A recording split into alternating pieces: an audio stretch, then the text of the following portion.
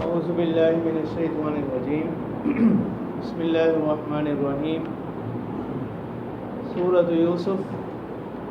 مکیۃ الف لام را تلک آیات الکتاب المبین انا انزلناہ قرآنا عربیا لعلکم تعقلون۔ سورہ یوسف یہ مکی صورت ہے، اور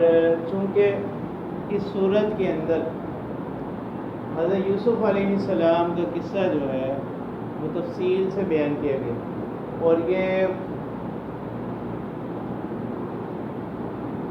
واحد ایسا قصہ ہے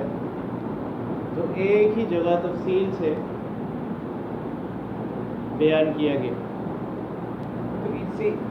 مناسبت سے اس سورت کا نام جو ہے وہ سورہ یوسف،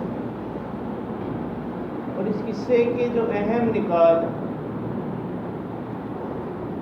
تقدیر الہی کی اہمیت کہ کس طرح اللہ تعالیٰ نے ایک گمنام بچے کو،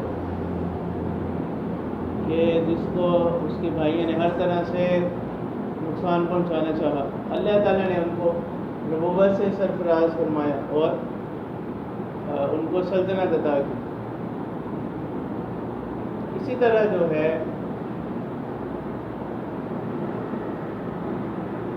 آگے چل کر اللہ تعالیٰ اسی صورت کے اندر فرماتے ہیں انہ من یتقی ویصبر فإن اللہ لا یضیع اجر المحسنین۔ تو تقوی اور صبر کی اہمیت اور اس کے نتیجے کو بیان کیا گیا کہ تقوی اور صبر جو ہے یہ کامیابی کی ضمانت ہے، اور حضرت یوسف علیہ السلام کے پورے قصہ کے اندر یہ چیز ہمیں نمایاں طور پر دکھائی دیتی ہے۔ تیسری جو اہم بات جو ہے اس قصے کے اندر تو یہ کہ حسد، جس سے متعلق نبی اکرم صلی اللہ علیہ وسلم نے فرمایا کہ حسد جو ہے ان نیکیوں کو اس طرح کھا جاتا ہے جیسا کہ آگ لکڑی کو کھا جاتا ہے، اور خاص طور پر جو ہے حاسد کے شر سے پناہ طلب کی گئی سورہ فلق کے اندر۔ تو اس قصے کے اندر ایک بات نمایاں طور پر یہ معلوم ہوتی ہے کہ حسد کا جو انجام ہے یہ سوائے رسوائی کے کچھ نہیں۔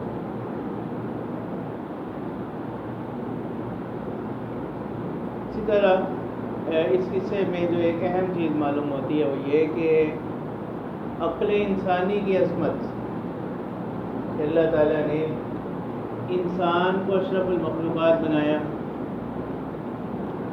اور اشرف المخلوقات ہونے کی ایک بڑی وجہ یہ کہ اللہ تعالیٰ نے انسان کو عقل و شعور عطا کی۔ اور ایک اہم نقطہ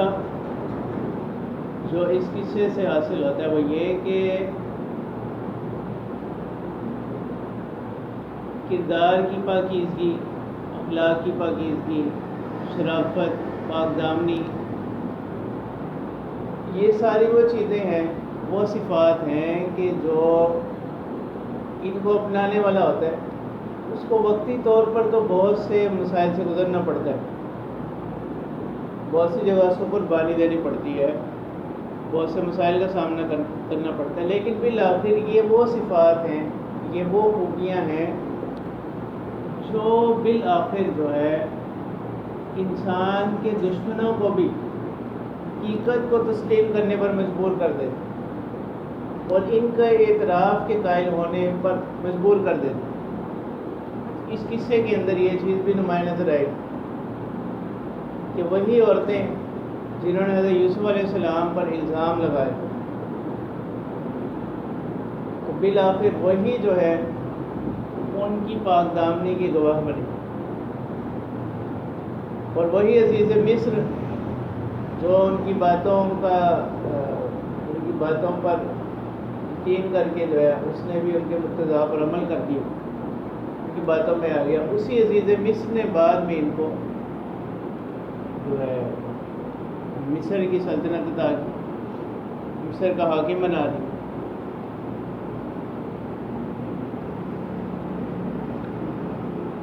تو اس قصے کو یہاں پر ذکر کرنے کی جو وجہ ہے، اس صورت کا جو شان نزول ہے، شان نزول وہ خاص پس منظر ہوتا ہے جس تناظر میں قرآن مجید کی کوئی آیت یا حکم وہ نازل ہوتا ہے۔ تو اس صورت کی شان نزول میں بیان کیا جاتا ہے۔ حضرت عبداللہ بن عباس رضی اللہ تعالیٰ عنہما فرماتے ہیں کہ لوگوں نے آ کر جو ہے آپ صلی اللہ علیہ وسلم سے سوال کی، اور بعض روایات میں کہ یہ یہود جو ہے نا مشرکین کے ذریعے سے بطور امتحان اس طرح نے سوال کروایا کرتے تھے کہ آل یعقوب ان کا جو مسکن تھا وہ تو شام تھا، تو یہ شام سے ہجرت کر کے مصر کیوں تشریف لے؟ آل یعقوب نے شام کو چھوڑ کر مصر کی طرف ہجرت کیوں کی؟ اس کے جواب میں پھر یہ صورت جو ہے وہ نازل ہوئی، اور یہ سارا قصہ جو ہے وہ ایک ہی جگہ تفصیل سے بیان کیا گیا، اور قرآن مجید اس قصے کو احسن القصص بتلا رہا ہے۔ قصے تو بہت سے ہوتے ہیں، لیکن ان قصوں کے اندر ایک بہترین قصہ جو ہے وہ حضرت یوسف علیہ السلام کا قصہ ہے۔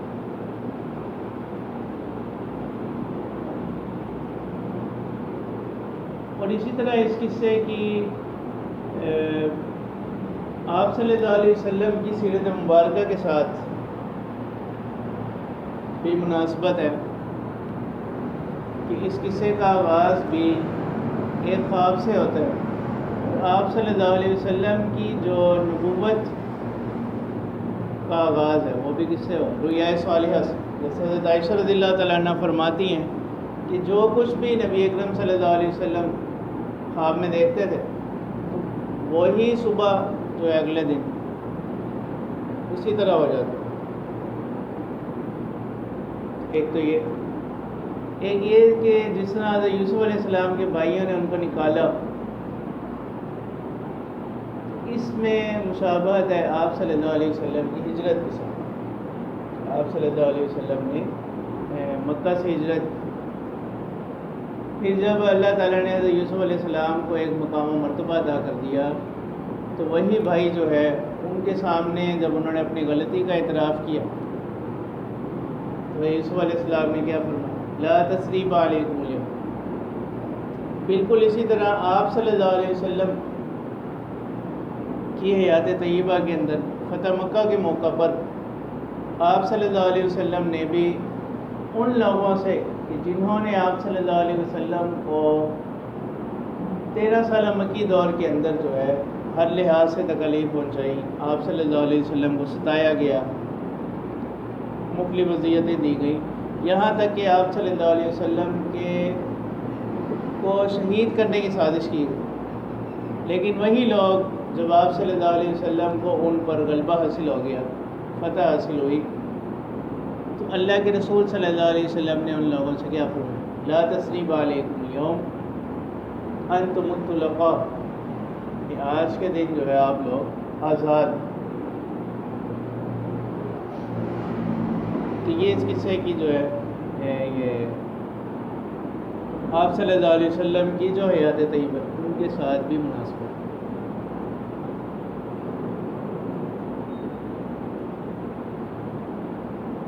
تو یہ سورہ یوسف جو ہے یہ قرآن مجید کی ترتیب کے اعتبار سے 12ویں صورت ہے، اور نزول کے اعتبار سے یہ 53ویں صورت ہے، 50 اور 3 آیات اس کی 111 ہے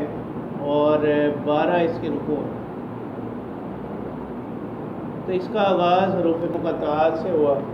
اور حروف مقطعات کے بارے میں راجح قول یہی ہے کہ یہ متشابہات میں سے ہیں، ان سے کیا مراد ہے اللہ تعالیٰ اس کو جانتا ہے۔ اس وجہ سے عام طور پر اردو تراجم کے اندر بھی ان کا ترجمہ یہ کیا جاتا ہے کہ اللہ تعالیٰ ہی ان کی مراد کو جانتے ہیں، یا اللہ عالم بمرادہ، اللہ تعالیٰ زیادہ جانتے ہیں ان کی مراد۔ اس قسم کے الفاظ لکھے ہوتے ہیں۔ تلک آیات الکتاب المبین، یہ آیات ہیں واضح کتاب کی، ایک روشن کتاب کی. اِنَّا أَنزَلْنَاهُ قُرْآنًا عَرَبِيًّا لَعَلَّكُمْ تَعْقِلُونَ، کہ ہم نے اتارا اس کو، قرآن کو، عربی زبان میں، لَعَلَّكُمْ تَعْقِلُونَ، یعنی ہم نے ان آیات کو، یہ جو کتاب ہے نا، اس کو اتارا قرآن عربی کو زبان میں، لَعَلَّكُمْ تَعْقِلُونَ، تاکہ آپ لوگ کیا کریں، اس سے سمجھ حاصل کریں. ابن کثیر رحمہ اللہ فرماتے ہیں کہ انزل اشرف الکتاب باشرف اللغات علی اشرف الرسل،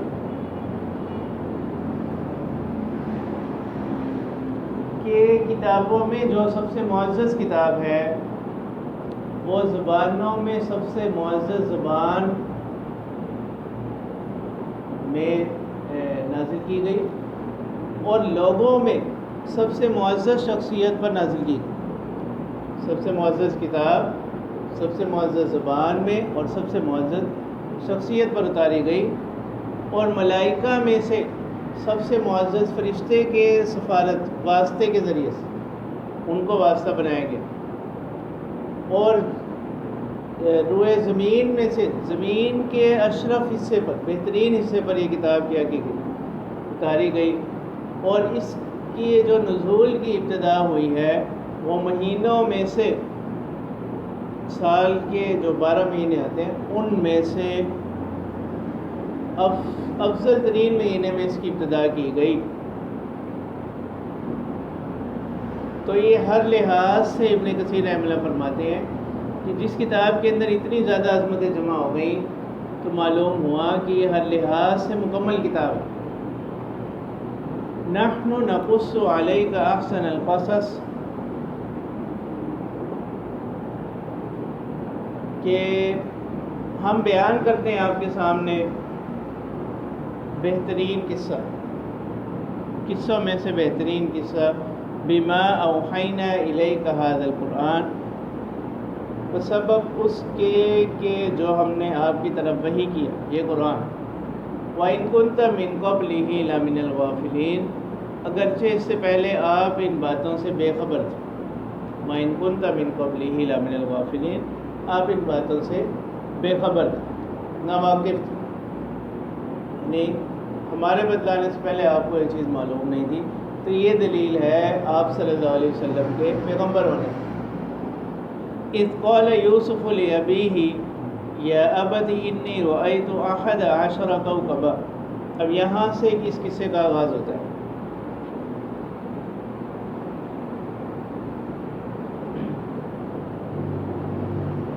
اللہ تعالیٰ فرماتے ہیں اذ قال یوسف لأبیہ، تو اس جو ہے نا یہ ظروف میں سے ہے. تو عام طور پر اس سے پہلے جو ہے اذکر فعل محذوف مقدر نکالا جاتا ہے کہ یاد کیجئے جب کہا یوسف علیہ السلام نے لأبیہ اپنے والد سے، تو ان کی عمر اس بعض روایات میں آتا ہے کہ اس وقت جو ہے چھوٹی عمر تھی، 7 سال یا 10 سال عمر تھی. یا ابتی، اے میرے ابا جان، انی رأیت احد عشر کوکبا، کہ میں نے دیکھے ہیں 11 ستارے، والشمس والقمر، اور سورج اور چاند، رأیتہم لی ساجدین، میں دیکھتا ہوں ان کو کہ وہ کیا کر رہے ہیں، مجھے سجدہ کر، میرے سامنے جھکے ہوئے. تو یہ ان کا خواب تھا، انہوں نے خواب جو ہے اپنے والد کو بتلایا. تو 11 ستاروں سے مراد ان کے 11 بھائی، اور والشمس والقمر سے مراد ان کے والدہ. تو حضرت یوسف علیہ السلام کی جو خالہ تھیں، یہ ان کی والدہ کی وفات کے بعد حضرت یعقوب علیہ السلام کے نکاح میں آ گئی. اور یہاں سجدے سے مراد جو ہے یہ سجدہ تعظیمی ہے. سجدے کی 2 قسمیں ہیں، ایک ہے سجدہ عبادت اور دوسرا ہے سجدہ تعظیمی. سجدہ عبادت جو ہے نا وہ تو تمام شریعتوں میں حرام ہے، حرام رہا. یعنی آپ صلی اللہ علیہ وسلم سے پہلے بھی جتنی شریعتیں گزری، سجدہ عبادت وہ ہر شریعت میں حرام رہا ہے، اس کی اجازت نہیں۔ باقی رہا سجدہ تعظیم، سجدہ تعظیم جو ہے پہلی شریعتوں میں اس کی اجازت تھی، لیکن ہماری شریعت کے اندر، دین اسلام کے اندر جو ہے آپ صلی اللہ علیہ وسلم نے اس سے منع فرمایا۔ سجدہ تعظیم کسی کی عظمت کی وجہ سے اس کے سامنے جھک جانا یہ جائز نہیں۔ اب سجدہ عبادت تو مطلقاً حرام ہے، تمام شریعتوں میں ہی حرام رہا، اور سجدہ تعظیم یہ نبی اکرم صلی اللہ علیہ وسلم کی شریعت میں اس کو حرام قرار دیا گیا۔ تو سجدہ عبادت کرنے والا تو شرک کی وجہ سے کیا ہو جائے گا، دائرہ اسلام سے خارج ہو جائے گا۔ سجدہ تعظیمی کا جو مرتکب ہوگا وہ دائرہ اسلام سے تو خارج نہیں ہوگا، البتہ گنہگار ہوگا۔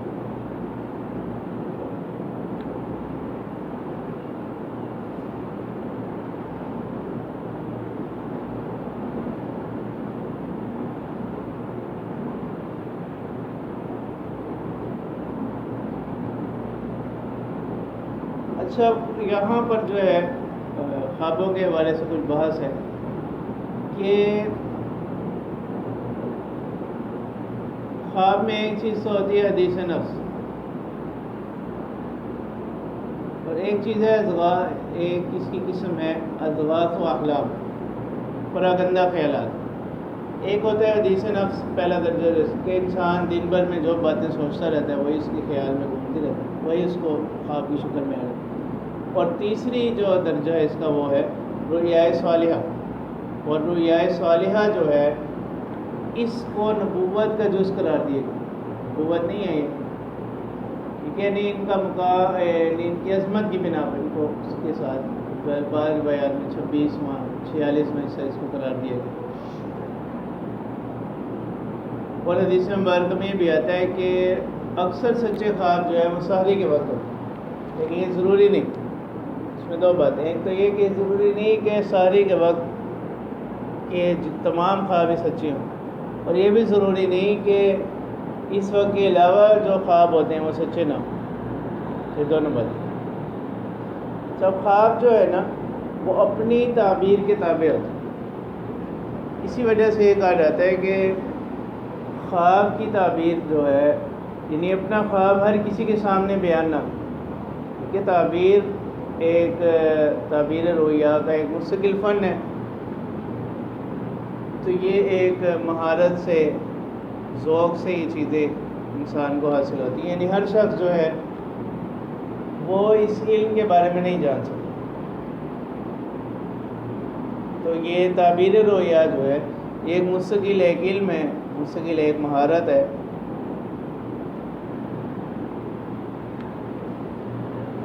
تو بہرحال یہ ہے کہ اسلام نے بھی خواب کی حقیقت کو تسلیم کی، اور یہاں سے تردید ہوگی بعض ان فلاسفہ کی کہ جو خواب کی حقیقت کے قائل نہیں، کہتے خواب کی کوئی حقیقت نہیں۔ تو بہرحال خواب کی ایک حقیقت ہے اور وہ اپنی تعبیر کے تابع ہے، اور اچھا خواب جو ہے اس کو بیان کر دینا چاہیے، لیکن اس میں یہ ہے کہ خواب ہر کسی کے سامنے بیان نہ کرے، اور بعض خواب ایسے ہوتے ہیں کہ ان کی تعبیر فوری ہوتی ہے، اور برے خواب سے اس کو لوگوں کے سامنے بیان نہ کرے۔ حدیث مبارکہ میں اس کی تعلیم بھی دی گئی کہ اگر کسی کو کوئی ایسا خواب آئے تو وہ کیا کرے، اپنی حالت کو تبدیل کر، اپنی کیفیت کو تبدیل کر۔ اب جب یہ حضرت یوسف علیہ السلام نے اپنے والد کے سامنے اس چیز کو بیان کیا، قال یا بنی لا تقصص رؤیاک علی اخوتک فیکیدوا لک کیدا۔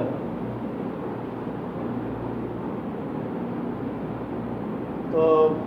حضرت یعقوب علیہ السلام نے فرمایا، اب قال کا فاعل حضرت یعقوب علیہ السلام ہے،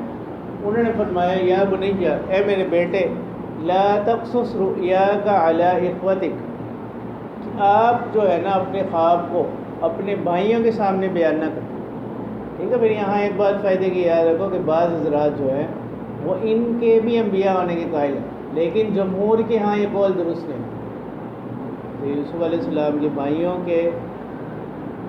انبیاء ہونے کے قائل جو ہیں بعض حضرات، لیکن جمہور کہ ہاں یہ قول درست نہیں۔ فَيَكِيدُ لَكَ كَيْدًا، کہ وہ آپ کے حق میں کیا کرنے لگے ہیں، خفیہ تدبیریں کرنے لگے۔ إِنَّ الشَّيْطَانَ لِلْإِنسَانِ عَدُوٌّ مُّبِينٌ، اس اور بے شک شیطان انسان کا کھلا دشمن، یعنی وہ انسان کو ایک دوسرے کے خلاف کیا کرتا رہتا، ابھارتا رہتا۔ تو جب یہ بات اگر آپ کے بھائیوں کو معلوم ہو گئی تو پھر شیطان ان کو دشمنی پر کیا کرے گا، اکسائے گا۔ وَكَذَلِكَ يَجْتَبِيكَ رَبُّكَ، اور اسی طرح منتخب کرتے ہیں آپ کو آپ کا پروردگار، وَيُعَلِّمُكَ مِن تَأْوِيلِ الْأَحَادِيثِ، اور سکھلاتا ہے آپ کو من تأویل الاحادیث، یعنی خبروں کی تعبیر کے بعد راتیں سے درمیان خوابوں کی تعبیر سے بھی کیا۔ وَيُتِمُّ نِعْمَتَهُ عَلَيْكَ، اور پوری کرتے ہیں اللہ تعالیٰ اپنی نعمت کو آپ پر، وَعَلَىٰ آلِ یعقوب، اور آل یعقوب پر، کما اتمہا علی ابویک، جیسا کہ اللہ تعالیٰ نے اپنی اس نعمت کو مکمل کیا آپ کے ابوین، یعنی آپ کے آباء و اجداد میں سے، من قبل، اس سے پہلے، ابراہیم و اسحاق،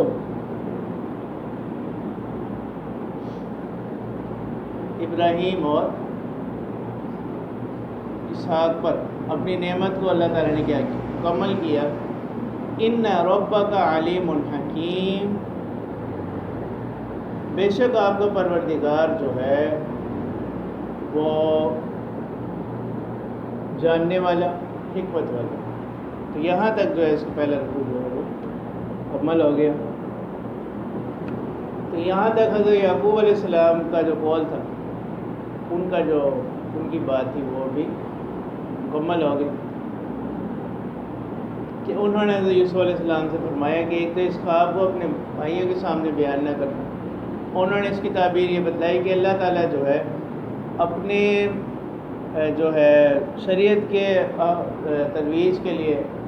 آپ کو کیا، اللہ تعالیٰ نے آپ کو کیا منتخب